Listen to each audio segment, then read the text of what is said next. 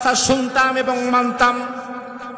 গোটা পৃথিবীর যে কোনো এক আনাচে কানাচে মুসলমানদের উপরে যদি কোনো আক্রমণ আসতো, আঘাত আসতো, আমাদের ইমাম তখন বলতো, এই ইহুদিরা, এই খ্রিস্টানেরা, এই মুশরিকেরা, থেমে যাও। ফ্রান্সে আক্রমণ হলে ফ্রান্স সরকারকে তিনি হুঁশিয়ারি দিত, ফিলিস্তিনে আক্রমণ হলে ইহুদিদেরকে তিনি হুঁশিয়ারি দিত, থেমে যাও, তোমরা যদি না থামো, আবার যদি আক্রমণ করো, 200 কোটি মুসলমানকে আমি জিহাদের ডাক দেব।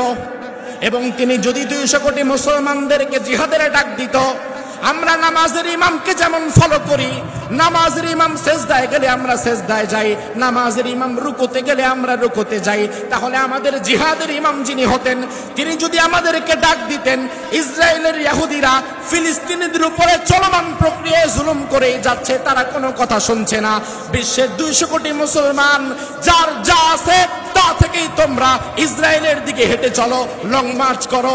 তাহলে 200 কোটি মুসলমান যদি জিহাদের ইমামের কথা শুনে ইসরায়েলের সামনে দাঁড়িয়ে যেত, তাইলে 73 লাখ ইহুদিদের বিরুদ্ধে যুদ্ধ করা লাগতো না।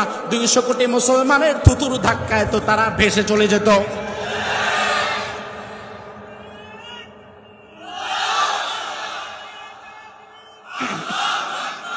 ও মুসলমান, শিক্ষা নাও। আমি আমার রাজনৈতিক নেতা, আমার চেয়ারম্যান, আমার মেম্বার, আমার ভাইস চেয়ারম্যান, আমার প্রেসিডেন্ট, আমার এমপি, আমার মন্ত্রী, আমার দলের নেতা, আমার কেন্দ্রীয় নেতা, আমার পীর বাবা, আমার হুজুর বাবা, সবাইকে আমি অনুসরণ করব, মানব, শুনব, ততক্ষণ তারা আল্লাহ এবং আল্লাহর রাসূলের আনুগত্যের মধ্যে থাকবে, যতক্ষণ। কিন্তু আমি যদি দেখি আমার হুজুর আল্লাহ এবং রাসূলের বিরুদ্ধে চলে গিয়েছে, আমার পীরের কোনো কথা আল্লাহ এবং রাসূলের বিরুদ্ধে চলে গিয়েছে, আমার রাজনৈতিক দলের কোনো সিদ্ধান্ত, তাদের কোনো কথা আল্লাহ এবং রাসূলের বিরুদ্ধে চলে গিয়েছে, তখন আমি পীর বাবা বুঝি না, হুজুর বুঝি না, বক্তা বুঝি না, নেতা বুঝি না, খেতা বুঝি না, দুনিয়ার পীর বাবা, খাজা বাবা, হুজুর সবগুলারে তালাক দিয়া, নেতা খেতা সব ভুই লাগিয়ে আবার ইসলামের মধ্যে আমারে ফিরে আসা লাগবে। আমি যদি মসজিদে, ভালো করে শোনেন, মসজিদে আমার ইমাম যদি ভুল করে, আমি ইমামকে ছেড়ে চলে যাই না, ইমামকে লোকমা দিয়ে সংশোধন করে দেই। আমি একটা রাজনৈতিক দলের কর্মী, আমার রাজনৈতিক দলের নেতাও যদি ভুল করে, আমি আমার নেতাকে ছেড়ে চলে যাব না, বরং মসজিদের ইমামকে আমরা যেমন লোকমা দিয়ে সংশোধন করে দেই, আমার রাজনৈতিক দলের নেতা, আমার দেশের প্রেসিডেন্টও যদি কোনো ভুল করে, আমাকে সাহসী কণ্ঠে প্রেসিডেন্টের সামনে দাঁড়ায়া তার ভুলটাও ধরায়া দেওয়া লাগবে।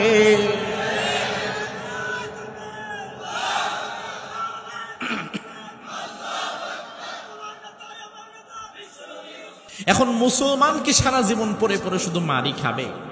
মুসলমানের তো এই দিন ছিল না। মুসলমানের ইতিহাস তো শুধু মার খাওয়ার ইতিহাস না। তার কারণ রাসূলুল্লাহ মক্কি জিন্দেগিতে 13 বছর মার খেয়েছেন, কথা সত্য। আবার মাদানী জিন্দেগিতে তো 10 বছর মার দিয়েছেন, কথা কি ঠিক কিনা? ওমরে ফারুক গোটা অর্ধেকটা দুনিয়া কিভাবে শাসন করলেন? আজকের ইতালি, তৎকালীন রোম ওমরে ফারুকের পদচুম্বন করেছিল। যেই যুবকের আজকে ইতালিতে যাওয়ার স্বপ্ন দেখে, একদম পাহাড়, বন, জঙ্গল, পানি দিয়ে ইতালিতে ঢুকতে যায়, মরলে মরে, বাঁচলে বাঁচে, কত স্বপ্ন, স্বপ্নের দেশ ইতালিতে যাব। অথচ তুমি জানো না হয়তো বন্ধু, এই ইতালি এক সময় মুসলমান শাসন করেছে। ওমরে ফারুকের সময় ইতালি মুসলিম বিশ্বের অধীনে অন্তর্ভুক্ত ছিল। তাহলে আমরা তো এক সময় গোটা বিশ্ব পেয়েছিলাম, আবার হারিয়ে ফেললাম আমাদের ব্যর্থতা এবং ভুলের কারণে। তাহলে আমরা যদি আবার গোটা বিশ্বের সেন্ট্রাল লিডারশিপে যেতে চাই, মুসলমান যদি বর্তমান পরিস্থিতিতে আরেকবার ঘুরে দাঁড়াতে চায়, আরেকবার বিশ্ব শাসনের স্বপ্ন দেখতে চায়, তাহলে আমাদের মাঝে কিছু গুণাবলী থাকার দরকার আছে না নাই? তাহলে আজকের পঠিতব্য আয়াত সেই আয়াত, যে আয়াতে আল্লাহ তাআলা আমাদের 4টি গুণাবলীর কথা উল্লেখ করেছেন, যে 4 গুণাবলী মুসলিম বিশ্বের মুসলমানগণ যদি তাদের মাঝে রপ্ত করে নিতে পারে, তাহলে আল্লাহ সুবহানাহু ওয়া তাআলা গোটা দুনিয়ার পরাশক্তি হিসাবে আবারও মুসলমানদেরকে দাঁড় করিয়ে দিতে পারে। সুবহানাল্লাহ। তাহলে আমার ভাইয়েরা, ভূমিকা বুঝে থাকলে জবাব দেন, অত্র আয়াতে আল্লাহ তাআলা আমাদের কয়টি গুণাবলী বলবেন? জোরে কন। 4টি। রব্বুল আলামিন বলেন, الذين إن مكناهم في الأرض أقاموا الصلاة وآتوا الزكاة وأمروا بالمعروف ونهوا عن المنكر ولله عاقبة الأمور। সবাই মিলে একটু জোরে বলেন তো আল্লাহু আকবার। রব্বুল আলামিন বললেন, আল্লাযীনা ইম্মাক্কান্নাহুম ফিল আরদ, জমিনের কোন জায়গায় যদি আমি মুসলমানদেরকে কোনোদিন ক্ষমতায় বসিয়ে দেই, তখন চারটি কাজ তারা করবে। এই চারটি কাজ যারা করবে তারা বিশ্ব শাসন করতে পারবে। আর এই চারটি কাজ থেকে যারা বের হয়ে যাবে তারা গোটা বিশ্বের মধ্যে লাঞ্ছিত এবং বঞ্চিত হবে। মুসলমানের হাতে আল্লাহ রাব্বুল আলামিন কোরআন দিয়েছিলেন। মুসলমান যতদিন এক হাতে কোরআন আর এক হাতে তলোয়ার নিয়ে সামনে গিয়েছে, ততদিন মুসলমানের সামনে মাথা তুলে দাঁড়াবার মতো কেউ ছিল না। কিন্তু মুসলমান যখন কোরআন ছেড়েছে, তলোয়ারও ছেড়েছে, অন্যায়ের প্রতিবাদ করাও ছেড়ে দিয়েছে, দুনিয়ার ভোগ বিলাসিতায় মত্ত হয়ে গেছে, তখন দুনিয়ার অন্য সবাই মুসলমানদের উপরে নজরদারি আর খবরদারি করা শুরু করেছে। কথা কি ঠিক কিনা? এজন্য রব্বুল আলামিন বললেন, বান্দা, তোমাদের এক নাম্বার গুণ থাকা লাগবে আকামুস সালাহ। এক নাম্বার গুণ আল্লাহ বললেন নামাজ কায়েম করা লাগবে। জোরে কোন, কি কায়েম করা লাগবে? নামাজ কায়েম করা লাগবে। তার কারণ আল্লাহ রাব্বুল আলামিন বলছে, বান্দা, নামাজের জন্য কায়েম করবা। ইন্নাস সালাতা তানহা আনিল ফাহশাই ওয়াল মুনকার। নামাজ এমন একটা ইবাদত, যে ইবাদত নামাজি ব্যক্তিকে সকল অন্যায় এবং অশ্লীল কাজ থেকে ফিরায় রাখে। আল্লাহর কোরআনের মধ্যে এই কথাটা আছে না নাই?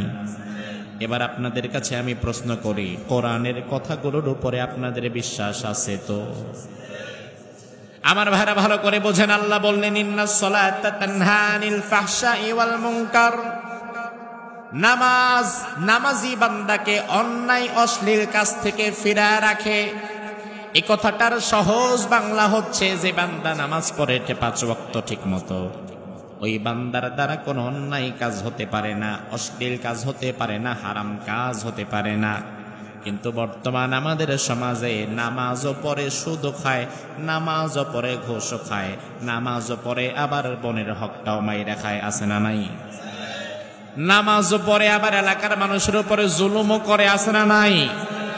তাইলে ওই বান্দার নামাজ তো তাকে অন্যায় কাজ থেকে ফিরাতে পারলো না। আল্লাহ তো বলল নামাজ যারা পড়ে, নামাজ নাকি তাদেরকে অন্যায় কাজ থেকে ফিরায়। এখন আমাদের সমাজের অধিকাংশ নামাজিরা তো সমাজের মধ্যে আবার অন্যায় করে। তাইলে কি কোরআনের আয়াত ভুল, নাকি নামাজিরে নামাজে আছে ভুল? আমার ভাইরা, কোরআনের আয়াত ভুল হওয়ার কোনো সম্ভাবনা, কারণ আল্লাহ বলেছেন যালিকাল কিতাবু লা রাইবা ফীহ, এটা এমন কিতাব যার মাঝে কোনো সন্দেহ থাকতে পারে। কোরআনে কোনো ভুল নাই, কোনো সন্দেহ নাই। কোরআন বলেছে নামাজ যে পড়ে, নামাজ তাকে অন্যায় থেকে ফিরায় রাখে। কিন্তু আপনার সমাজের নামাজি যদি নামাজের পরে অন্যায় করতে থাকে চলমান প্রক্রিয়ায়, তাহলে বুঝতে হবে কোরআনের আয়াত ভুল না, বরং ওই নামাজের মাঝেই হয়তো কোনো একটা ভুল হচ্ছে। এই জন্য তার নামাজ তার উপরে প্রভাব ফেলে না, এফেক্টিভ নামাজ হচ্ছে না। আমরা তো নামাজ থেকে কিছু শিখিও না। নামাজ আমাদেরকে কয়েকটা বিষয় শিক্ষা দেয়, যে বিষয়গুলো শিক্ষা নিয়ে আমরা সমাজ বিনির্মাণ করতে পারি। শুধুমাত্র 5 ওয়াক্ত মসজিদে গেলেন, আল্লাহকে সেজদা দিলেন, এতেই আপনি বিরাট নামাজি হয়ে গেছেন এমন নয়, বরং আপনার নামাজ আপনাকে আপনার সমাজ পরিচালনার পদ্ধতিও শিখিয়ে দেয়। নামাজ আমাদেরকে 1 নাম্বার যেটা শেখায় সেটা হচ্ছে সুশৃঙ্খলতা। কি শেখায়? এই যে এটা কি মসজিদ নাকি? এই যে পেছনে মসজিদ, এই যে আমাদের সামনে মসজিদ, এশার নামাজ, মাগরিবের নামাজ, বাজারের পাশে মসজিদ। মাগরিবের নামাজে মসজিদের মধ্যে 100-200 মুসল্লি হয়ে যায়, এমন মসজিদও আছে না নাই? আমি যেখানে জুমা পড়াই, সাভার বাসস্ট্যান্ড কেন্দ্রীয় জামে মসজিদ, আমার মসজিদ জুমার দিন কয়েক হাজার মুসল্লি হয়। 5 তলা মসজিদ, বাহিরে ভেতরে মিলিয়ে কয়েক হাজার মুসল্লি একত্রে নামাজ আদায় করতে পারে একটা মসজিদে। আমার ভাইয়েরা লক্ষ্য করেন, জুমার দিন যখন ইমাম সাহেব আল্লাহু আকবার বলে হাতটা বেঁধে ফেলে, তখন 1000 মুসল্লি কিন্তু ইমামকে অনুসরণ করে হাত বেঁধে ফেলে। ইমাম যদি রুকুতে যায়, মুসল্লিরাও রুকুতে যায়। ইমাম যদি সেজদায় যায়, মুসল্লিরাও সেজদায়। পিন পতন নীরবতার মধ্য দিয়ে। অথচ বাঙালি মানুষদেরকে নামাজ ছাড়া দুনিয়ার অন্য কোন জায়গায় এত বেশি সুশৃঙ্খলতার সাথে আপনি দাঁড় করাতে পারবেনই না। বিশ্বাস করেন? বিশ্বাস যদি না করেন তাইলে আজকে এক ডেক্সি খিচুড়ি মাহফিলের পরে এনে এখানে দেন, আর মাহফিলের পরে শুধু বলেন মুনাজাতের পরে আপনারা তবারক নিয়ে বাড়ি যাবেন। তখন দেখা যাবে লাইনে ধাক্কা ধাক্কি করতে গিয়া চিত্রশাইলের অনেক মানুষ খিচুড়ির ডেক্সির ভিতরে ঢুকবে। আমার ভাইরা লক্ষ্য করেন, তাইলে নামাজ আমাদেরকে সুশৃঙ্খলতা শেখায়, অথচ আমাদের সমাজের মধ্যে শৃঙ্খলার বড় অভাব। তাইলে আমরা যদি আমাদের নামাজকে আল্লাহর দরবারে পৌঁছাতে চাই, নামাজে আমাদের যেমন সুশৃঙ্খলতা, সমাজেও তেমন থাকার দরকার আছে না নাই? 2 নাম্বার, নামাজ আমাদেরকে ঐক্যবদ্ধভাবে একজন আমিরের আনুগত্য করা শেখায়। মুসলমান কখনো ছিন্ন বিচ্ছিন্ন ভাবে চলবে না। মুসলমান সব সময় চলবে নির্দিষ্ট একজন আমিরের আনুগত্যের মধ্য দিয়ে। আমার মন চাইছে আমি ডান দিকে হাঁটবো না, আমার মন চাইছে আমি বাম দিকে যাব না। মুসলমান সব সময় একজন সেন্ট্রাল লিডারশিপ ফলো করবে, যার কথায় মুসলমানেরা উঠবে বসবে, এমন একজন নেতৃস্থানীয় যোগ্য আমির মুসলমানদের থাকা লাগবে। এইবার রমাজানে আমরা ঈদের নামাজ আমি পড়েছিলাম মক্কাতুল মুকাররমায়। লাইলাতুল কদরের কয়েকটি রাত মক্কাতুল মুকাররমায় আমি ছিলাম। আপনারা জানেন, যারা খবর দেখেছেন, মক্কা এবং মদিনায় এই বছর রমাদানে রেকর্ড সংখ্যক মানুষের উপস্থিতি ছিল। মিডিয়া প্রমাণ করেছে, প্রকাশ করেছে, মক্কাতুল মুকাররমায় লাইলাতুল কদরের রাতে 50 লক্ষ মানুষ একসাথে নামাজ পড়েছে। 50 লক্ষ মানুষ একসাথে আমরা নামাজে দাঁড়ালাম। আব্দুর রহমান আস-সুদাইস ইমাম, তার পেছনে আমরা নামাজ আদায় করলাম। সুদাইসি সাহেব যখন সেজদায় আমরা সেজদায়, তিনি যখন দাঁড়ায় আমরা দাঁড়াই, তিনি হাত তুললে আমরা হাত তুলি, তিনি রুকুতে গেলে আমরা রুকুতে যাই। আমরা মানুষ কিন্তু 50 লাখ, গোটা বিশ্বের সব দেশের মানুষ এখানে আছে। কিন্তু আমাদের ইমাম যখন যা করে আমরা ইমামকে অনুসরণ করে তাই করি। এখান থেকে মুসলমানেরা যদি একটা শিক্ষা নিতে পারত, মুসলমানদের যদি এমন একজন যোগ্য নেতা থাকতো, আমির থাকতো, 50 লাখ মুসলমান কাবার চত্বরে একজন ইমামকে যেমন ফলো করে, গোটা বিশ্বের 200 কোটি মুসলমান যদি পৃথিবীর একজন ইমামকে এমন ভাবে ফলো করত, যার কথা আমরা নির্বিঘ্নে মেনে নিতাম, যিনি শুধু আমাদের মসজিদের ইমাম নয়, যিনি আমাদের রাজনৈতিক মতাদর্শ এবং সমাজের ইমাম হতেন, এবং তিনি হতেন আমাদের জিহাদের ইমাম। আমরা তার কথা শুনতাম এবং মানতাম। গোটা পৃথিবীর যে কোনো এক আনাচে কানাচে মুসলমানদের উপরে যদি কোনো আক্রমণ আসতো, আঘাত আসতো, আমাদের ইমাম তখন বলতো, এই ইহুদিরা, এই খ্রিস্টানেরা, এই মুশরিকেরা থেমে যাও। ফ্রান্সে আক্রমণ হলে ফ্রান্স সরকারকে তিনি হুঁশিয়ারি দিত। ইসরায়েলে ফিলিস্তিনে আক্রমণ হলে ইহুদিদেরকে তিনি হুঁশিয়ারি দিত, থেমে যাও, তোমরা যদি না থামো, আবার যদি আক্রমণ করো, 200 কোটি মুসলমানকে আমি জিহাদের ডাক দেব। এবং তিনি যদি 200 কোটি মুসলমানদেরকে জিহাদের ডাক দিত, আমরা নামাজের ইমামকে যেমন ফলো করি, নামাজের ইমাম সেজদায় গেলে আমরা সেজদায় যাই, নামাজের ইমাম রুকুতে গেলে আমরা রুকুতে যাই, তাহলে আমাদের জিহাদের ইমাম যিনি হতেন তিনি যদি আমাদেরকে ডাক দিতেন, ইসরায়েলের ইহুদিরা ফিলিস্তিনিদের উপরে চলমান প্রক্রিয়ায় জুলুম করে যাচ্ছে, তারা কোনো কথা শুনছে না, বিশ্বের 200 কোটি মুসলমান যার যা আছে তা থেকেই তোমরা ইসরায়েলের দিকে হেঁটে চলো, লং মার্চ করো, তাহলে 200 কোটি মুসলমান যদি জিহাদের ইমামের কথা শুনে ইসরায়েলের সামনে দাঁড়িয়ে যেত, তাইলে 73 লাখ ইহুদিদের বিরুদ্ধে যুদ্ধ করা লাগতো না, 200 কোটি মুসলমানের থুতুর ধাক্কায় তো তারা ভেসে চলে যেত।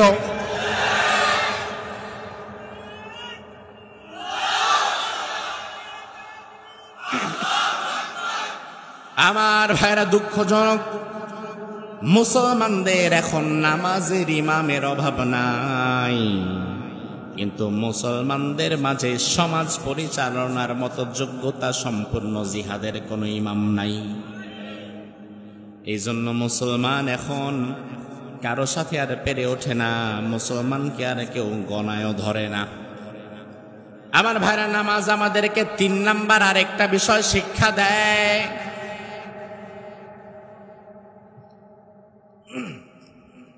সেই বিষয়টা হচ্ছে কোরআন সুন্নাহর আয়নায় নেতার ভুল শুধরিয়ে দেওয়া। এই যে আমাদের মসজিদ, ফজরের নামাজ হবে আগামীকাল, ফজরের নামাজের স্বাভাবিকত মসজিদে অন্যান্য নামাজের চাইতে মুসল্লির সংখ্যা একটু কমই হয়, কিন্তু রাত্রেবেলা মাহফিল হয়েছে, ইয়াহিয়া তাকে কথা বলেছে, আরিফ বিন হাবিব ভাই কথা বলেছে, এজন্য মানুষ নামাজের প্রতি একটু আগ্রহটা বাড়ছে। এবার হঠাৎ করে ফজরের সময় মুসল্লি হয় 20 জন, আগামীকাল ফজরে আপনাদের মসজিদে মুসল্লির সংখ্যা হয়ে গেছে 100 জন। এবার ইমাম সাহেব চিন্তা করলো 100 জন মুসল্লি তো কখনো ফজরে আসে না, আজকে যেহেতু এসেই পড়েছে, এত মানুষকে তো কখনো একসাথে ফজরে পাই না, আজকে যেহেতু পাইছি, ফজরের নামাজ আজকে 2 রাকাত না পড়ায় 4 রাকাত পড়ায় দেই, একটু সবটা বারুক। এই চিন্তা থেকে আপনাদের ইমাম যদি ফজরের নামাজ 2 রাকাতের জায়গায় সালাম না ফিরিয়ে আবার দাঁড়িয়ে 3 নাম্বার রাকাত শুরু করে, আপনারা কি পড়বেন? কথা কয় না, আপনারা কি করবেন? করবেনটা কি? না ভাল লাগে না, হুজুর 3 রাকাত পড়তেছেন কেন, আমি বাড়ির দিকে চলে যাই, এটা? আপনি যখন দেখলেন আপনার ইমাম 2 রাকাতের জায়গায় সালাম না ফিরিয়ে 3 নাম্বার রাকাতের জন্য দাঁড়িয়ে গিয়েছে, ওই মুহূর্তে আপনি মুসল্লি, আপনার একটা দায়িত্ব আছে। আপনার দায়িত্ব ইমামরে ফালায় রেখে বাড়ির দিকে ছুটে যাওয়া নয়, বরং আপনার দায়িত্ব কোরআন হাদিসের মাধ্যমে ইমামের ভুলটা শুধরিয়ে দেওয়া। আপনি তখন বলবেন আত-তাসবিহু লির-রিজাল। যদি আমাদের দেশে প্রচলিত হয়ে গেছে আল্লাহু আকবার, তাকবীর, তবে রাসূল হাদিসের মধ্যে বলেছেন আত-তাসবিহু লির-রিজাল, পুরুষদের জন্য তাসবিহ। তাসবিহ মানে সুবহানাল্লাহ।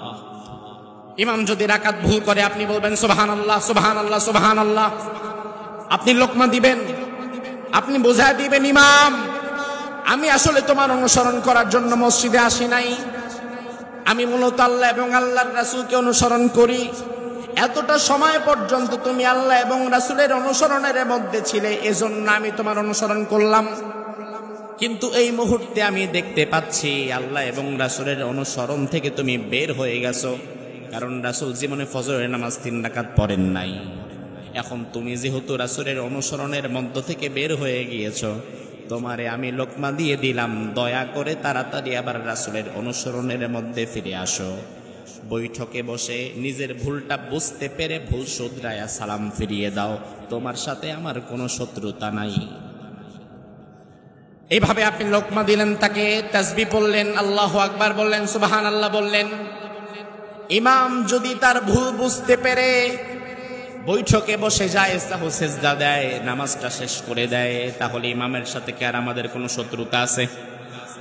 কিন্তু ইমাম সাহেব যদি চিন্তা করে যা আছে কপালে দেখা যাবে সকালে, দেখি আজকে আমারে কে ঠেকায়, 4 রাকাত আমি পড়ায় সারমু, আপনারা যদি কয়েকবার লোকমা দেওয়ার পরেও ইমাম সাহেব যদি ভুলটা না শুধরায়, আল্লাহ এবং রাসূলের পথে যদি না ফিরে আসে, ফজরে নামাজের পরে এই ইমামের আর চাকরি থাকবে?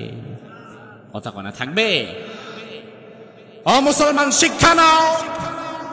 আমি আমার রাজনৈতিক নেতা, আমার চেয়ারম্যান, আমার মেম্বার, আমার ভাইস চেয়ারম্যান, আমার প্রেসিডেন্ট, আমার এমপি, আমার মন্ত্রী, আমার দলের নেতা, আমার কেন্দ্রীয় নেতা, আমার পীর বাবা, আমার হুজুর বাবা, সবাইকে আমি অনুসরণ করব, মানব, শুনব ততক্ষণ তারা আল্লাহ এবং আল্লাহর রাসূলের আনুগত্যের মধ্যে থাকবে, যতক্ষণ। কিন্তু আমি যদি দেখি আমার হুজুর আল্লাহ এবং রাসূলের বিরুদ্ধে চলে গিয়েছে, আমার পীরের কোনো কথা আল্লাহ এবং রাসূলের বিরুদ্ধে চলে গিয়েছে, আমার রাজনৈতিক দলের কোনো সিদ্ধান্ত, তাদের কোনো কথা আল্লাহ এবং রাসূলের বিরুদ্ধে চলে গিয়েছে, তখন আমি পীর বাবা বুঝি না, হুজুর বুঝি না, বক্তা বুঝি না, নেতা বুঝি না, খেতা বুঝি না, দুনিয়ার পীর বাবা, খাজা বাবা, হুজুর সবগুলারে তালাক দিয়া, নেতা খেতা সব ভুইলা গিয়া আবার ইসলামের মধ্যে আমারে ফিরে আসা লাগবে। আমি যদি মসজিদে, ভালো করে শোনেন, মসজিদে আমার ইমাম যদি ভুল করে, আমি ইমামকে ছেড়ে চলে যাই না, ইমামকে লোকমা দিয়ে সংশোধন করে দেই।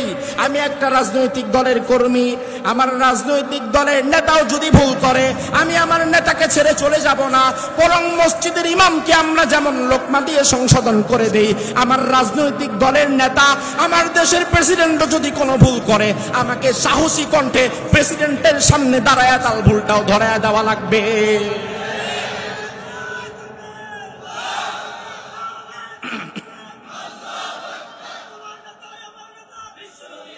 আমার ভাইরা লক্ষ্য করেন, এখন আমাদের সমাজে মসজিদে ইমামের ভুল ধরার মতো লোকের কোনো অভাব নাই, কিন্তু সমাজের নেতার ভুল ধরার মতো লোকের বড় অভাব। নামাজ আমাদেরকে এটা শেখায়, অন্ধভাবে কোনো অনুসরণ নয়। যেই দলই তুমি করো না কেন ভাই, অন্ধভাবে কাউকে মানা যাবে না, অন্ধভাবে কাউকে অনুসরণ করা যাবে না। আবু বকর সিদ্দিক রাদিয়াল্লাহু আনহু খলিফাতুল মুসলিমিন, তিনি যেদিন প্রথম নির্বাচিত হলেন, খলিফাতুল মুসলিমিন আবু বকর মদিনার হাজার হাজার মানুষদেরকে সামনে নিয়ে বললেন, ও মদিনাবাসী, আমি তোমাদেরকে এই দিব সেই দিব, ব্রিজ, কালভার্ট, রাস্তা বানায় দিব, এত ওয়াদা করতে পারবো না, তবে আমি তোমাদেরকে একটা ওয়াদা করে যাই, তোমরা আমার কথাটা গুরুত্ব দিয়ে শুনবে। আবু বকর সিদ্দিক রাদিয়াল্লাহু আনহু বললেন, আতিউনি মা তাতুল্লাহ ওয়া রাসূলাহ, ফাইযা আসাইতুল্লাহ ওয়া রাসূলাহ ফালা তাআতা লি আলাইকুম। ও মদিনার ভাইরা শুনে নাও, ও মদিনার মা বোনেরা শুনে নাও, তোমরা সবাই আমি আবু বকরকে অনুসরণ করবা ঠিক ততক্ষণ। লক্ষ্য করেন, আবু বকর বলেন, ও মদিনাবাসী শুনে নাও, তোমরা সবাই আমি আবু বকরকে অনুসরণ করবা ততক্ষণ, আমি আবু বকর আল্লাহ এবং রাসূলকে অনুসরণ করব যতক্ষণ। কথা কয় না। এরপর আবু বকর বললেন, ফাইদা আসাইতুল্লাহ ওয়া রাসূলাহ ফালা তাআতা লি আলাইকুম। যদি দেখতে পাও আমি আবু বকর কোনদিন আল্লাহ এবং রাসূলের অনুসরণের মধ্য থেকে বের হয়ে গিয়েছি, ফালা তাআতা লি আলাইকুম, ওই মুহূর্তে আমি আবু বকরের আর কোনো অনুসরণের কোনো দরকার তোমাদের নাই। আমার ভাইরা লক্ষ্য করেন, আমাদের আমলের চাইতে আবু বকরের আমল কি কম না বেশি? উম্মতের মধ্যে যদি রোল নাম্বার দেওয়া হয় 1 2 3 4 5, তাইলে আবু বকরের রোল নাম্বার কত হবে? কারণ আল্লাহর হাবিবের পরে এই উম্মতের সর্বশ্রেষ্ঠ মানুষ যিনি, তার নাম কি? আবু বকর সিদ্দিক রাদিয়াল্লাহু আনহু।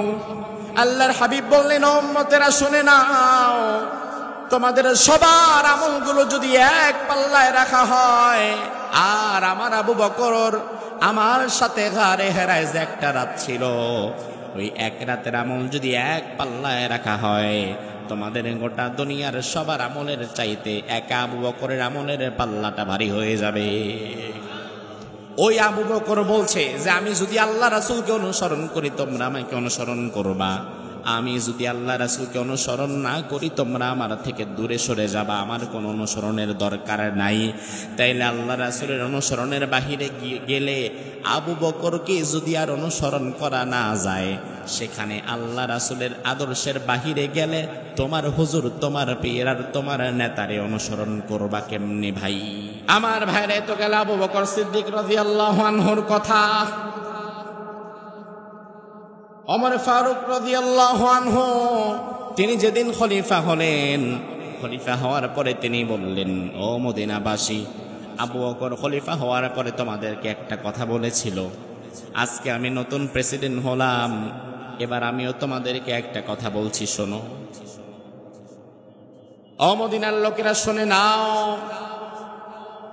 আমি ওমর ফারুক, আমি খলিফা হওয়ার পরে যদি কোনো ভালো কাজ করি তাহলে তোমরা ওই ভালো কাজে আমাকে সহযোগিতা করবা, আমাকে সাহায্য করবা, আমার ভালো কাজটা যেন সুন্দর হয়। আর আমি যদি খলিফা নির্বাচিত হওয়ার পরে কোনো অন্যায় কাজ করি, কোনো ভুল কাজ করি, ফাকাউইমুনি, আমাকে আর সহযোগিতা নয়, বরং আমার অন্যায় কাজের বিরোধিতা করে আমারও তোমরা সোজা করে দিবা। আমার ভাইরা, ওমর ফারুক রাদিয়াল্লাহু আনহু আমাদের জন্য আদর্শ, আবু বকর সিদ্দিক আমাদের জন্য আদর্শ, ওসমান আলী রিদওয়ানুল্লাহি আলাইহিম আজমাইন আমাদের জন্য আদর্শ। তাদের কথা আমাদের সামনে রাখলে আমাদের সামনে পরিষ্কারভাবে যেটা ফুটে ওঠে, আমাদের যত বড় দল হোক আর নেতা হোক, তারা যতক্ষণ ভালো কাজ করবে, ভালো কথা বলবে, ভালো পথে চলবে, তাদের ভালো কাজে আমাদের সমর্থন এবং সহযোগিতা থাকা লাগবে, ঠিক কিনা? এই মুহূর্তে বর্তমান অন্তর্বর্তীকালীন সরকার বাংলাদেশ পরিচালনা করছে অন্তর্বর্তীকালীন সরকার।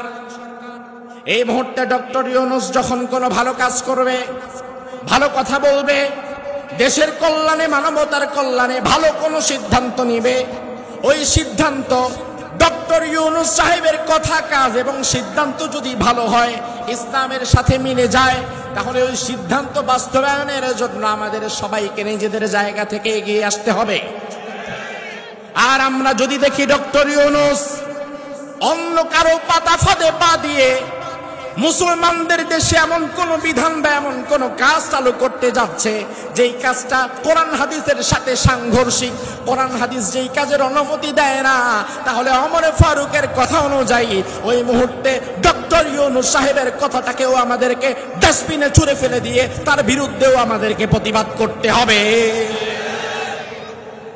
তার কারণ বিগত দিনে আমরা প্রতিবাদ না করে চুপ করেছিলাম বলেই ধীরে ধীরে স্বৈরাচার তৈরি হয়েছিল। স্বৈরাচার এটা একদিনে হুট করে তৈরি হয়ে যায় না, অথবা আসমান থেকে নেমে আসে না, জমিন থেকে ফুরে বের হয় না। সমাজের ভালো মানুষের নীরবতার কারণেই ধীরে ধীরে সমাজে স্বৈরাচার আর জালিম তৈরি হয়। আমার ভাইরা, আল্লাহ রাব্বুল আলামিন এজন্য বললেন নামাজ, এক নাম্বার গুণ থাকবে নামাজ। যারা নামাজ কায়েম করবে, নিজেরা নামাজ পড়বে, পরিবারে পড়াবে, সমাজে পড়াবে। দুই নাম্বারে আল্লাহ বললেন ওয়া আতাউজ যাকাত, এবং যাকাত ভিত্তিক অর্থনীতি প্রণয়ন করবে, সুদকে চিরতরে ছুঁড়ে ফেলে দেবে। বর্তমান বাংলাদেশে সুদ আছে না নাই? বেশি না কম? জোরে কম।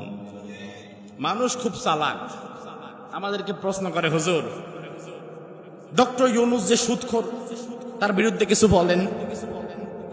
বিষয়টা এমন যে পুরা বাংলাদেশে একমাত্র সুদখোর ডক্টর ইউনূস, আর সবাই খুব ভালো মানুষ। অথচ বাংলাদেশের সমিতি, ব্যাংক লোন, ওই এনজিও, সমবায় সমিতি, অমুক তমুক, এগুলা হিসাব করলে দেখা যাবে বাংলাদেশের 100% মানুষের 95% মানুষ নানানভাবে সুদের সাথে সম্পৃক্ত। চাকরি করে 15,000 টাকার, ফ্রিজ লাগবে একটা, কিভাবে নিবে? এবার আসছে সুদের মধ্যে ঢুকছে। কিস্তিতে আসো, সুদ দাও, এই আসো, মোটরসাইকেল নাও, সুদ দাও। ব্যাংক থেকে বাড়ি করবা, টাকা নাই, জমি আছে, সুদ নাও। তুমি একটা ব্যবসা করবা, রিক্সা কিনবা, রিক্সার ব্যাটারি নষ্ট হয়ে গেছে, 10,000 টাকা লাগবে, কারো কাছে কর্জে হাসানা পাবেন না। কিন্তু সুদের জন্য যান, মাশাআল্লাহ 10,000 টাকায় 50,000 টাকা নিয়ে দাঁড়িয়ে আছে। সুদের অভাব নাই। তাহলে সুদের সাথে যেই জাতির 95% মানুষ জড়িত, ওই জাতির নেতা ডক্টর ইউনূস না হয়ে কি ইমাম মাহদী হবে?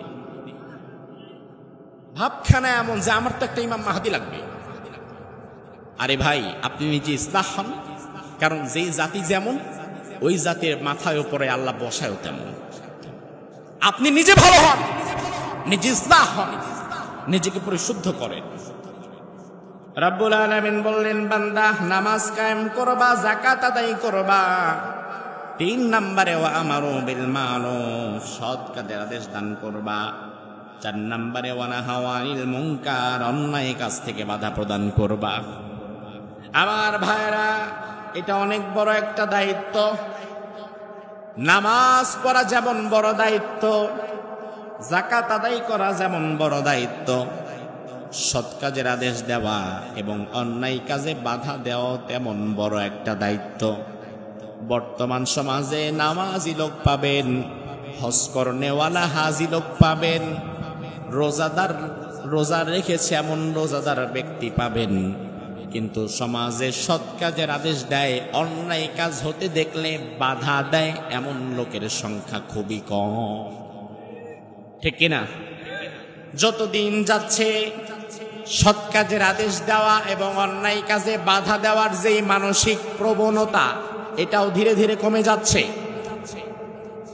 এই যে আমার সামনে মুরব্বীরা আছেন, 5, 10, 15, 20 বছরের ছেলেরা আছেন, 50, 60 বছরের মুরব্বীরা আছেন, আপনাদেরকে আমি একটু মনে করিয়ে দিতে চাই, আজ থেকে 25 বছর 30 বছর আগে আমরা যখন ছোট ছিলাম, তখন আমরা একটা বিষয় দেখতাম। এই বসো, লাগবে না, এই মনোযোগ নষ্ট করিও না। আমার ভাইরা লক্ষ্য করেন, আজ থেকে 25 বছর আগে, 20 বছর আগে আমরা যখন ছোট ছিলাম, তখন আমরা দেখতাম সন্ধ্যার আধার যখন নেমে যেত, মাগরিবের আজান যখন হয়ে যেত, মাগরিবের পরেও যদি কোনো পোলাপান মাঠে বসে থাকতো, রাস্তার ধারে বসে থাকতো, মুরব্বীরা বাজারে যাওয়ার সময়, মসজিদে যাওয়ার সময় ধমক একটা দিয়ে আমাদেরকে বাড়ির দিকে পাঠিয়ে দিত। এটা কি মিথ্যা? এই এলাকার অবস্থাও হয়তো এমন ছিল।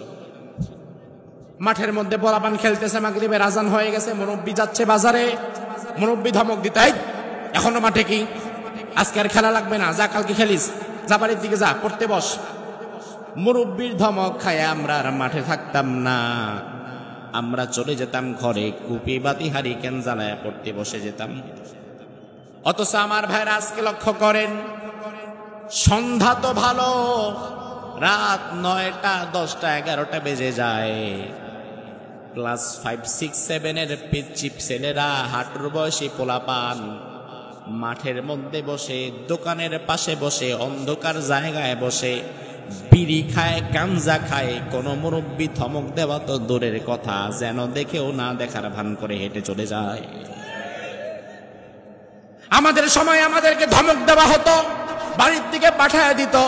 আজকের ছোট ছোট বাচ্চারা, হাঁটুর বয়সী পোলাপানেরা রাস্তার মধ্যে বিড়ি খায়, গাঞ্জা খায়, মুরব্বী একটা ধমকও দেয় না, তার চেহারার দিকে তাকায়ও না।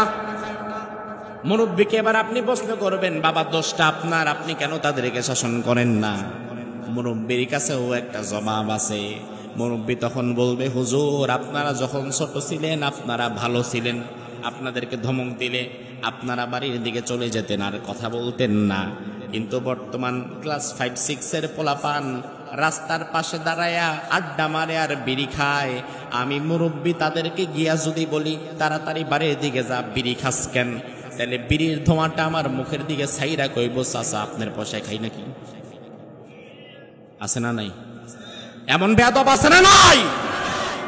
মুরব্বী বলবে যে আমার একটা অপমান করলো, আমি লজ্জা পাইলাম সবার সামনে, তাইলে আমি অন্যায় বাধা দিব কেন? অন্যায় কাজে আমি কেন বাধা দিব? আমি তো অপমান হয়ে গেলাম। আমি তখন আপনাকে বলবো, মুরব্বী বাবা, ও মুরব্বী বাবা, মুরব্বী চাচা, আপনি আপনার হাতকে শক্ত করেন, মনকে শক্ত করেন, কারণ অন্যায় বাধা দেওয়া, সৎ কাজের আদেশ দেওয়া, অন্যায় কাজে বাধা দেওয়াটা ছোটখাটো কোনো বিষয় নয়। সৎ কাজের আদেশ দেওয়ার জন্য অন্যায় কাজে বাধা দেওয়ার লক্ষ্যে আল্লাহর হাবিব মার খেয়েছেন, তার দাঁত ভেঙে গিয়েছে। অন্যায় বাধা দেওয়ার কারণে আমির হামজার কলিজাটা দ্বিখণ্ডিত হয়ে গিয়েছে। অন্যায় বাধা দেওয়ার কারণে কারবালার ময়দানে রাসূলুল্লাহর নাতি ইমাম হুসাইনের কল্লাটা উড়ে গিয়েছে। অন্যায় বাধা দেওয়ার কারণে যদি রাসূল দাঁত দিতে পারে, আমির হামজা কলিজা দিতে পারে, ইমাম হুসাইন কল্লা দিতে পারে। অন্যায় বাধা দেওয়ার কারণে প্রয়োজনে আমার গালি খাওয়া লাগবে, জেলে যাওয়া লাগবে, এমনকি অন্যায় বাধা দেওয়ার কারণে প্রয়োজনে ওই নবীর উম্মত হিসাবে আমার রক্ত ঝরাতে হতে পারে। কিন্তু আমি আমার সামনে অন্যায় হতে দিব না। অন্যায় হবে যেখানে, আমার বাধাও হবে সেখানে। আমার বাধায় কতটুকু কাজ হবে কি না হবে এটা আমার দেখার দরকার নাই, কিন্তু অন্যায় যদি হতে দেখি সেখানে বাধা দেওয়ার দরকার আছে না নাই? অন্যথায় অন্যায় বাধা যদি আমরা না দেই তাহলে কি করবে?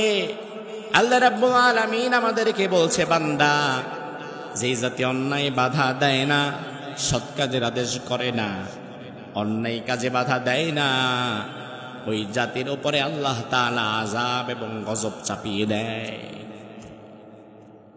রাসূলের হাদিস, আল্লাহ রাব্বুল আলামিনের হাবিব বলছেন, ওয়াল্লাযী নাফসি বিয়াদিহি লাতা'মুরুন্না বিল মা'রুফ ওয়া লাতানহাউন্না আনিল মুনকার আও লা ইউশিকান্নাল্লাহু আন ইয়াবাসা আলাইকুম আযাবাম মিনহু সুম্মা তাদউনাহু ফালা ইউস্তাজাবু লাকুম। আমার ভাইরা, এই হাদিসটা বড় মনোযোগ সহকারে শুনবেন। আল্লাহর হাবিব বলেন, ও আমার উম্মতেরা, যেই সত্তার হাতে আমার প্রাণ, ওই সত্তা, ওই আল্লাহ তাআলার কসম করে আমি নবী তোমাদের বলছি, অবশ্যই তোমরা সৎ কাজের আদেশ দিবা এবং অন্যায় কাজ থেকে বাধা দিবা। এই কথাটা বলার আগে রাসূল কিন্তু আল্লাহর কসম করেছেন। আল্লাহর হাবিব বলেন, উম্মতেরা, আমি আল্লাহর কসম করে বললাম, অবশ্যই তোমরা সৎ কাজের আদেশ দিবা, অন্যায় কাজে বাধা দিবা। বলছেন মুহাম্মদ সাল্লাল্লাহু। আর যদি তোমরা এই দায়িত্ব অবহেলা করো, সমাজে অন্যায় হবে তুমি যদি বাধা না দাও, সমাজে জুলুম চলবে তুমি যদি প্রতিবাদ না করো, সমাজের মানুষকে যদি ভালো কাজের আদেশ তুমি না করো, আও লা ইউশিকান্নাল্লাহু আন ইয়াবাসা আলাইকুম আযাবাম মিনহু সুম্মা তাদউনাহু ফালা ইউস্তাজাবু লাকুম। হাদিসের এই অংশটা বড় ভয়ঙ্কর। আল্লাহর হাবিব বললেন, তোমরা যদি সৎ কাজের আদেশ না করো, অন্যায় কাজে বাধা না দাও, তাহলে আল্লাহ রাব্বুল আলামিন তোমাদের মাথার উপরে এমন আযাব, এমন গজব চাপায়া দিবে, এমন জালিম স্বৈরাচারে বসায়া দিবে। ওই আযাব গজব, ওই জালিম স্বৈরাচারের কবল থেকে বাঁচার জন্য তোমরা এরপরে আল্লাহর দরবারে দোয়া করে বলবা, আল্লাহ তুমি আমাদের বাঁচাও, আল্লাহ জুলুম থেকে বাঁচাও, আল্লাহ কষ্ট থেকে বাঁচাও। রাসূল বলে, ফালা ইউস্তাজাবু লাকুম, দোয়া যতই করবা আল্লাহ তখন আর কোনো দোয়া কবুল করবে না। তার মানে যে জাতির লোকেরা সৎ কাজের আদেশ দেয় না, অন্যায় কাজে বাধা দেয় না সরাসরি হাত দিয়ে, ওই জাতির লোকদের মুখের দোয়া আল্লাহ তখন আর কবুল করে না। বর্তমান পৃথিবীতে মুসলমান চারিদিকে মার খাচ্ছে, আর আমরা শুধু দোয়া করছি, আল্লাহ তুমি বাঁচাও, আল্লাহ ইহুদিদের হাত থেকে বাঁচাও, আল্লাহ খ্রিস্টানদের হাত থেকে বাঁচাও, আল্লাহ ভারতের মুসলমান মায়ের খাচ্ছে, মুশরিকদের হাত থেকে তুমি বাঁচাও। অথচ আমাদের দোয়া কবুল না হওয়ার কারণ কিন্তু এটাই, আমরা অন্যায় বাধা দেওয়া নিজেরা ছেড়ে দিয়েছি। অন্যায় আমরা বাধা দেই না, এই জন্য আমাদের দোয়া আল্লাহ কবুল করে না। অন্যথায় গোটা পৃথিবীতে ফিলিস্তিনের জন্য দোয়া করে না এমন কোন দেশ বর্তমানে পাওয়া যাবে না। আমার ভাইরা, কাবার চত্বরে রমাদানুল মুবারকে শেষ দশকে একটা নামাজ হয়, কিয়ামুল লাইল, তাহাজ্জুদের নামাজ। এবছর আমরা শরীক ছিলাম সেই নামাজে। তাহাজ্জুদের নামাজের শেষে ভিতরে সালাত আদায় করা হয়। ভিতরে সালাতে আমি অসংখ্যবার নিজের কানে শুনেছি, আব্দুর রহমান আস-সুদাইস হাফিজাহুল্লাহ বিতরে নামাজের শেষ রাকাতে তিনি হাত তুলে মোনাজাত করতেন। আমরা 50 লাখ 40 লাখ মানুষ তার সাথে হাত তুলে মোনাজাত করতাম। ওই মোনাজাতে আমি অসংখ্যবার আমি রমজানে শুনতে পেলাম আব্দুর রহমান আস-সুদাইসি দোয়া করেছে, আল্লাহুম্মা ইহফাযাল মসজিদাল আকসা, আয় আল্লাহ তুমি মসজিদে আকসা বাঁচাও। আল্লাহুম্মা ইহফায ফিলিস্তিন, আয় আল্লাহ তুমি ফিলিস্তিনকে বাঁচাও। আমরা সবাই চোখের পানি ছেড়ে দিয়ে কাঁদছি আর আমিন আমিন বলছি। কিন্তু অবাক করা বিষয়ে মুসলমানের দোয়াও চলে, ইহুদিদের হামলাও চলে। তার মানে আমাদের দোয়া যদি কবুলই হতো তাইলে ইহুদিদের হামলা চলতো না।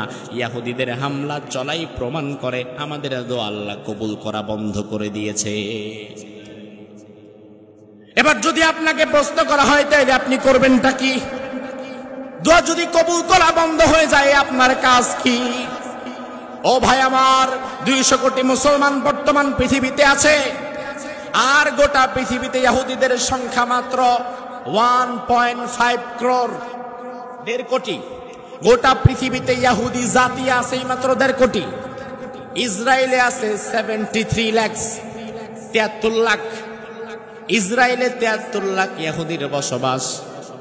ইসরায়েলের চারপাশে কোনো ইহুদি রাষ্ট্র নাই, কোনো খ্রিস্টান, কোনো বৌদ্ধ, কোনো কাফের রাষ্ট্র নাই। ইসরায়েলের চারপাশে যারা তারা সবাই কিন্তু মুসলমান। সিরিয়া, ইয়ামান, জর্ডান, মিশর, এই পাশে সৌদি আরব সবাই তো মুসলমান। তাইলে চতুর্দিকে আমরা মুসলমান, আমরা 10 জন মুসলমান একসাথে দাঁড়িয়ে আছি। সামনের দিক থেকে একজন ভিন্ন ধর্মী যদি আমাদের একজন মুসলমান ভাইকে বারবার আঘাত করতে পারে আর আঘাত করে যায়, তাইলে বোঝা লাগবে আমরা 10 জন মুসলমান যারা দাঁড়ায় আছি এখানে আমাদের বড় ব্যর্থতা আছে। আমেরিকা ইসরায়েলের 1 নাম্বার বন্ধু, অথচ আমেরিকা কত দূর থেকে তারে সাহায্য পাঠায়। আমেরিকা ইসরায়েল একসাথে না, মানচিত্রে দেখবেন দুইটা দুই দিকে, অথচ এত দূর থেকে সাহায্য পাঠায়। আর মুসলমান সব দেশ একসাথে, অথচ কেউ কাউরে সাহায্য করে না। তাইলে আল্লাহ দোয়া কবুল করবে কেন? আল্লাহর ঠেকা লাগছে নাকি মিয়া? 200 কোটি মুসলমান যদি পৃথিবীতে থাকে, এরপরেও পৃথিবীতে আবাবিল আল্লাহ কেন পাঠাবেন? আব্রাহা যখন কাবা ধ্বংস করতে এসেছে, আল্লাহ তখন আব্রাহার বাহিনীকে ধ্বংস করার জন্য আবাবিল পাঠিয়েছিলেন। এ কথাটা কোরআনে আছে না নাই? কিন্তু আজকে পাঠাবে না, কোনোদিনই না, অসম্ভব, আজকে পাঠাবে না। তার কারণ হচ্ছে আল্লাহ আবাবিল পাঠিয়েছিলেন তখন যখন পৃথিবীতে মুসলমান নামধারী দাবিদার একজন মানুষও ছিল না। কিন্তু 200 কোটি মুসলমান থাকার পরেও যদি আবাবিল পাঠানোই লাগে, তাহলে 200 কোটি মুসলমান থাকার চাইতে তো না থাকাই ভালো। যখন মুসলমান ছিল না তখন আল্লাহ আবাবিল পাঠিয়েছেন। এখন 200 কোটি মুসলমান, তাইলে আল্লাহ আবাবিল পাঠাবেন কেন? বরং আবাবিল পাখি যদি বর্তমানে আল্লাহ পাঠায় ইহুদিদেরকে ধ্বংস করার জন্য না, বরং মুসলমান রাষ্ট্রগুলোর মুসলিম রাষ্ট্র প্রধানদের মাথার উপরে বাতল ফেলবার জন্যই পাঠাবেন। তাদের কাছে শক্তি, সামর্থ্য, টাকা পয়সা সব আছে, অথচ জিহাদের সেই মনোভাব নাই। অপর মুসলিম ভাইকে সাহায্য করার মানসিকতাটাও নাই। এমনকি এই যে আমি মিশরে ছিলাম এই রমজানে, আমরা মূলত ফিলিস্তিনি ভাইদের কিছু সহযোগিতা করার জন্য গিয়েছিলাম। তো মিশর ইমিগ্রেশন ক্রস করার আগেই জামিয়া আল আজহারের ছাত্ররা আমাকে জানিয়ে দিল, হুজুর ইমিগ্রেশনও তো আপনাকে জিজ্ঞেস করবে কেন আসছেন। আপনি যদি বলেন যে ফিলিস্তিনিদের সহযোগিতা করার জন্য আসছি, তাহলে ইমিগ্রেশন পুলিশ আপনারে আর ঢুকতেই দিবে না। আবার ব্যাক টু বাংলাদেশ, বাংলাদেশে যা, এজন্য আপনাকে বলতে হবে আমি টুরিস্ট হিসাবে আসছি। এরপরেও এয়ারপোর্টে মিশর ইমিগ্রেশনের পুলিশ আমাকে আর আমার সাথে আরেক আলেম ছিল তাকে, আমাদের 2 জনকে 5 ঘন্টা আটকে রাখছে। এরপরে মিশরে আমরা যখন ফিলিস্তিনি ভাইদেরকে বিভিন্ন জায়গায় যতটুকু পারা যায় কিছু হাদিয়া, উপহার, সহযোগিতা করতে চাইলাম, পদে পদে বাধা। সরাসরি আপনি তাদেরকে সহযোগিতা করছেন, এটা ইজিপ্ট গভর্নমেন্ট আপনাকে খুব একটা পারমিশন দিবেও না। লুকিয়ে চুরিয়ে খুব কষ্ট করে ফিলিস্তিনের সেই মানুষদের কাছে খাবার পৌঁছাতে হয়। আমি চিন্তা করলাম, আহারে, ফিলিস্তিনের পাশে মিশর, জর্ডান, সিরিয়া, ইয়েমেন, এই পাশে সৌদি আরব, এত বড় বড় রাষ্ট্র সব একসাথে, অথচ ফিলিস্তিনের ভাইরা না খেয়ে মরছে। ফিলিস্তিনের ভাইদের অ্যাম্বুলেন্সটা হসপিটাল পর্যন্ত যাওয়ার জন্য অ্যাম্বুলেন্সে তেল পাওয়া যাচ্ছে না, অথচ সৌদি আরব নাকি তেলের খনি। ফিলিস্তিনের বাচ্চারা ক্ষুধার যন্ত্রণায় খাবার পাচ্ছে না, অথচ আরব বিশ্বগুলো যেই পরিমাণ খাবার নষ্ট করে, ওই এক বেলার খাবার দিয়ে ফিলিস্তিনের মানুষ এক সপ্তাহ খেতে পারবে। এত কঠোর এবং বাজে দৃশ্য আমি সেখানে দেখলাম এবং মনে মনে শুধু এই হাদিসটাই চিন্তা করলাম, আহারে, মুসলমান শুধু আরেক ভাইকে এখন বিপদে ফেলে আল্লাহর কাছে দোয়া করে, আল্লাহ তুমি তারে বাঁচাও। আরে সব যদি আল্লাহ করে, তাহলে মুসলমান হয়ে তুমি জন্মগ্রহণ করলা কেন? মুসলমান হয়ে আল্লাহ তাআলা তোমাকে পাঠালেন কেন? আমার ভাইরা, এই জন্য আল্লাহ রাব্বুল আলামিন আমরা যদি অন্যায় বাধা না দেই, সৎ কাজের আদেশ না দেই, রব্বুল আলামিন আমাদের মাথার উপরে আযাব এবং গজব চাপিয়ে দিবে, যেই গজব থেকে বাঁচা যাবে না, দোয়া করলেও দোয়া কবুল হবে না। তাহলে এই আলোচনা থেকে আবার এটা মিন করবেন না যে দোয়ার করা লাগবে না, মসজিদেও দোয়া করব না, মাহফিলেও দোয়া করব না, কোথাও দোয়া করব না। না ভাই না, আর দোয়া ও সিলাহুল মুমিন, দোয়া মুমিনের অস্ত্র, দোয়া করা লাগবে, দোয়া ছেড়ে দেওয়া যাবে না। তবে সব সময় শুধুমাত্র মসজিদে, মাদ্রাসায় আর মাহফিলে দোয়া করলে হয় না, মাঝে মাঝে দোয়ার স্থানটা একটু পরিবর্তন করা লাগে।